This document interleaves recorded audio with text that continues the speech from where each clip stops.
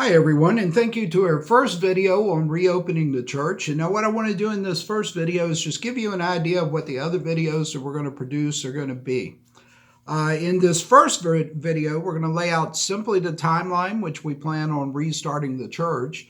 And in our second video, we're going to discuss the detailed plan for how church is going to look like when we reopen. And in our third video, it's going to talk about the health acknowledgement form, which is going to be something unique and different that we haven't done before.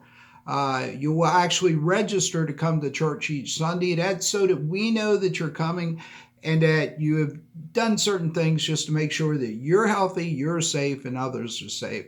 Now, the reason that we decided to become pioneer churches is we are definitely in uncharted territory now. And there are a lot of new things that are going to be in place for church to start.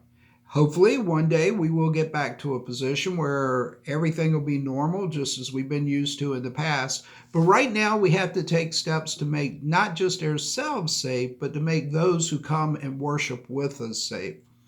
I kind of use the analogy that when we follow our guidelines, you're going to be safer than when you go to the grocery store or the retail store, and about just as safe as when you go to the doctor's office. In fact, you're going to notice, especially in our health acknowledgement form, that a lot of the questions that we're going to be asking are exactly the same ones if you've been to a doctor recently that you were asked there. Now, our timeline for reopening is on June the 7th, St. Mark United Methodist Church will be the first church to open. We will have our service at a little bit of a different time. Community usually starts at 9:30. St. Mark usually meets at 11:15. So we're going to split the difference, and church on that first Sunday is going to be at 10:30. And the service will be at St. Mark. It will be a service that is for both the members of community and the members of St. Mark. It will be again at 10:30. And you'll notice in the second video that we're going to outline some things that are going to be different and unique in coming to church then. We will still video the service. We will not live face stream it or live Facebook stream it, but we will still video the service so that after the service is over, those who can't make it will still be able to watch the service.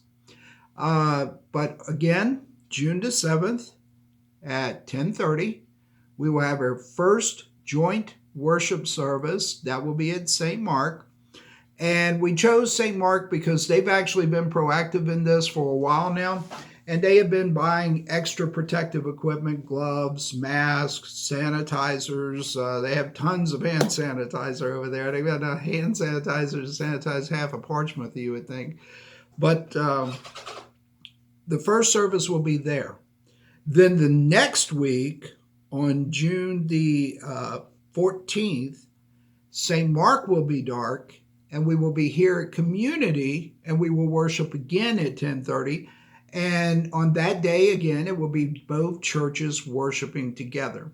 Now, by combining the first two services with both churches, we're hoping to be able to work through our plan that we have submitted to make sure that we really are doing everything as safely as it could be done. And that way, if there's any issues or any problems with any of this, we'll be able to figure it out and work it out in between of the worship services.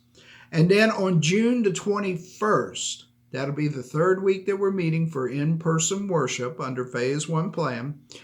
Each church will go back to their normal time and will have their own worship service. So on June 21st, Community will worship at 9:30 and St. Mark will worship at 11:15. Now, again, mark your calendar, June the 7th, both churches will be at St. Mark, again, 10:30. And then on the following Sunday, we will be at Community, both churches, at 10:30. So please mark your calendars for those.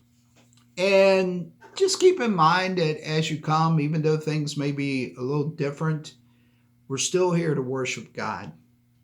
And that's the important thing. And that's why, in this case, being small churches actually gave us an advantage. because being that we are so small, the church is allowing 25 people and under to come in and worship now. And that's about our average attendance. So that worked perfectly fine for us. And we realized that everybody in this phase one is not going to feel completely comfortable coming to worship, and that's okay. Some are going to just wait and see how we do it. They're going to make sure that we are doing it in a safe way. Some are just, because of their health or age or whatever, just going to feel like, no, it's just not the time for me to come. For you folks, we will still be sending out the videos in the afternoon after church. But for everyone else that's relatively healthy, we invite you to come on out and worship with us, and let's all praise God, have a good time, and get back to seeing each other. God bless.